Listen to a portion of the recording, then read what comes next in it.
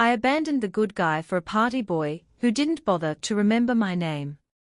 I always thought he would be there when I was done being young and stupid. That was the plan in my head, neat, selfish, and silent.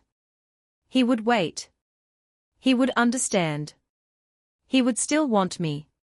But life doesn't wait for people who treat love like a placeholder. This is the story of how I lost Daniel, the man who actually loved me, and how that loss still claws at my chest every single day. I was 18 when I decided my life was going to be bigger than the one my parents planned for me. Bigger than Sunday sermons. Bigger than polite smiles. Bigger than a man who loved me quietly. I didn't call it selfish back then. I called it finding myself. I was a pastor's daughter in a town where everyone knew your sins before you committed them. Where people smiled sweetly, but measured your worth by how obedient you were. Where girls like me were expected to marry boys like Daniel and never ask for more. Daniel fit perfectly into that picture. And that was the problem. He was kind in a way that didn't demand attention. The kind of man who showed up early, stayed late, and never once made me feel unsafe or unsure. My parents adored him, not in the forced, polite way, but genuinely. My mother used to say, "That boy will never break your heart." She was wrong. But not the way she thought. Daniel didn't love loudly. He loved steadily.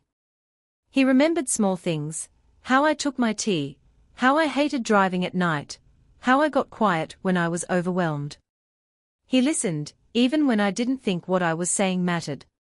He talked about the future like it was something we were already building. And that terrified me. Because at 18, love like that felt less like freedom and more like a cage I hadn't agreed to yet. I told myself I was too young to settle down. That there was a whole world beyond our town, beyond Daniel's gentle hands and predictable plans. I told myself that if he really loved me, he'd understand why I needed to leave. What I didn't tell myself, what I refused to admit, was that I wanted excitement more than I wanted loyalty. That's when Cincinnati entered my life. Cincinnati wasn't just a city, it was a promise. Loud music, crowded apartments, strangers who didn't care who my father was or what I was supposed to be. I went for a weekend and came back convinced that my real life hadn't even started yet. Daniel stood in my parents' driveway when I told him I was moving. He didn't yell. He didn't beg. He just went quiet. "I thought we were building something," he said.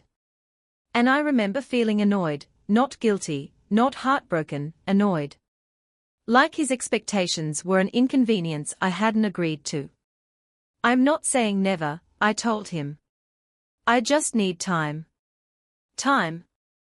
The most dangerous word I ever used. He nodded, slow and careful, like he was trying not to shatter. "I'll be here," he said. And I believed him. I believed love worked like a bookmark: pause it, live your life, come back when you're ready. I packed my bags thinking I was choosing myself. I didn't know I was choosing regret. Cincinnati swallowed me whole. The parties were loud, chaotic, intoxicating. Music vibrating through my bones, alcohol blurring the edges of consequence.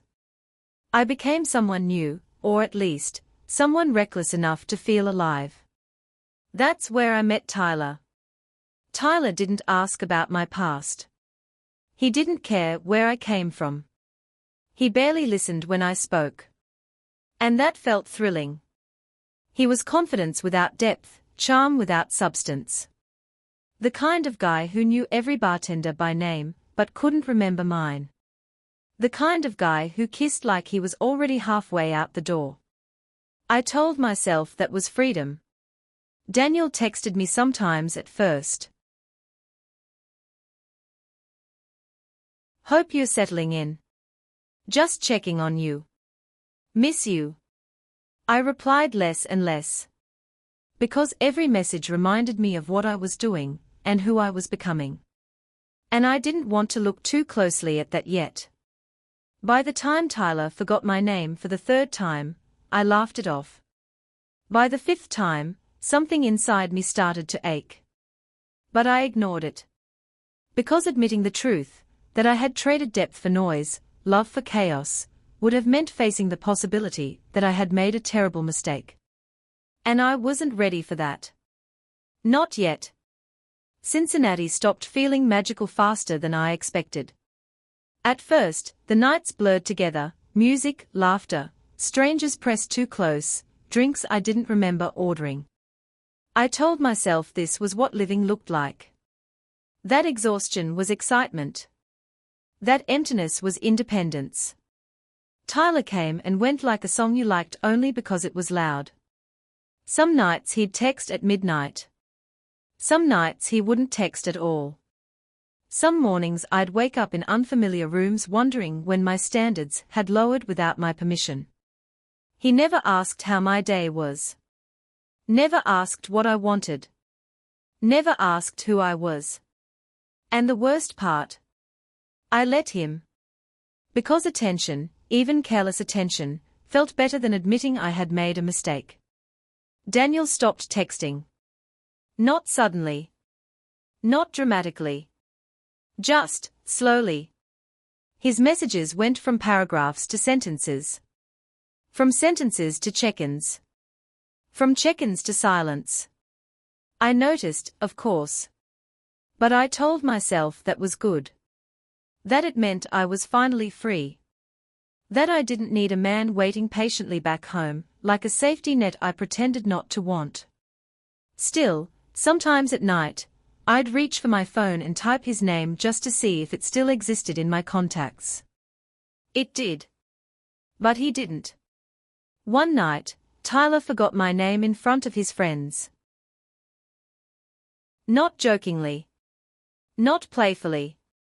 He paused mid-sentence, snapped his fingers, laughed. "Hey, what's your name again?" Everyone laughed. So did I. But something inside me cracked. I went home alone that night and cried harder than I ever had over Daniel. Because deep down, I knew the truth I had been avoiding. Daniel loved me. Tyler didn't even see me. And love, once lost, doesn't sit patiently on a shelf waiting to be reclaimed. I went back home for Christmas. I didn't tell Daniel. I told myself it would be casual. Friendly. Just two people who once mattered to each other. I rehearsed what I'd say in the mirror. I just needed time. I wasn't ready then. I always knew it was you. But when I walked into the cafe where we used to meet, I didn't recognize him at first. Daniel had changed. Not just physically, though he stood taller now, more assured, but internally. There was a calm confidence about him that didn't ask for permission anymore. He smiled politely when he saw me. Politely. No longing. No hesitation. No relief. "How have you been?" he asked. Not "I missed you." Not "I wondered about you." Just polite interest. Like I was someone he used to know. I told him about the city. The parties. The freedom. He listened.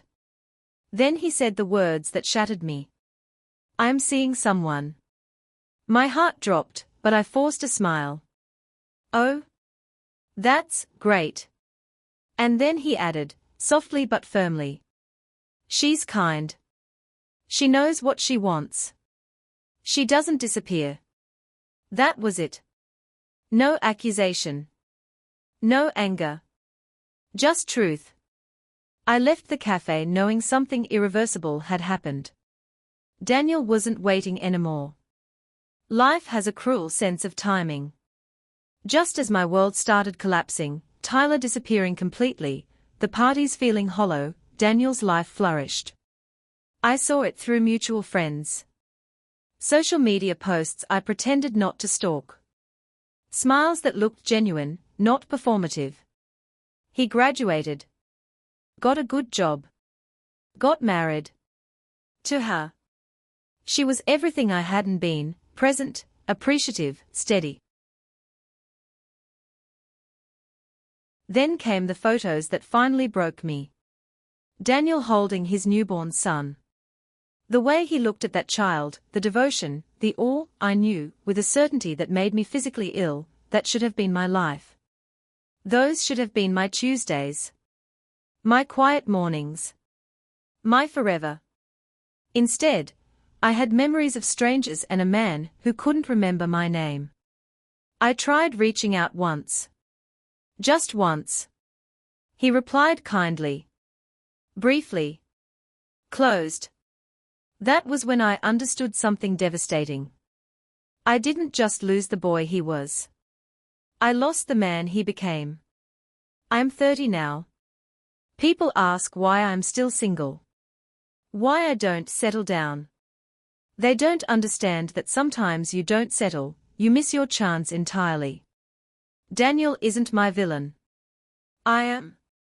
I mistook stability for boredom. Love for limitation. Freedom for chaos. I thought I could live wildly and come back to safety whenever I wanted. But people are not bookmarks. Love is not a pause button. And good men do not wait forever. Now I watch his life from a distance, a wife who cherishes him, children who adore him, and I exist only as a footnote in his story. Someone he used to know. This is my confession. Not for sympathy. Not for forgiveness. But as a warning. If someone loves you with patience, consistency, and intention, don't assume they'll always be there when you're done running. Because by the time you're ready, they may already be gone.